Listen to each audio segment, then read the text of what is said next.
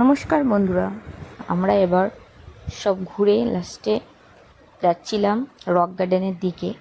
এখানে টি গার্ডেনটা দেখো অপরূপ লাগছে, আর পাহাড়ের রাস্তা ধরে গাড়িটা যখন যাচ্ছিল এত সুন্দর লাগছিল। দুদিকে টি গার্ডেন আর মাঝখান দিয়ে রাস্তা, আর রাস্তাটা পুরো ঢালে নেমে গেছে, আর সেরকম মেঘ চারিদিকে। অসাধারণ, তোমরা শুধু ভিউটা উপলব্ধ করো, দারুণ লাগছিল। মাঝে মাঝে মেঘগুলো আমাদেরকে ছুঁয়ে চলে যাচ্ছিল, আর গাড়ির স্পিড কি! এই রাস্তার মধ্যেই এত স্পিডে গাড়ি চালাচ্ছে, সত্যি ড্রাইভারদেরও ওই। আমরা চলে এলাম রক গার্ডেনে। রক গার্ডেনে ঝর্ণাটা দেখো, সাধারণ লাগছিল দেখে তো আমার মাথা। আমি একটু ফটো তুলে নিলাম।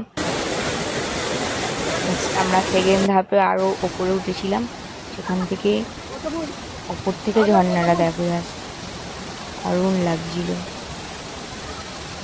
ফুল ভিউটা তোমরা উপভোগ করো,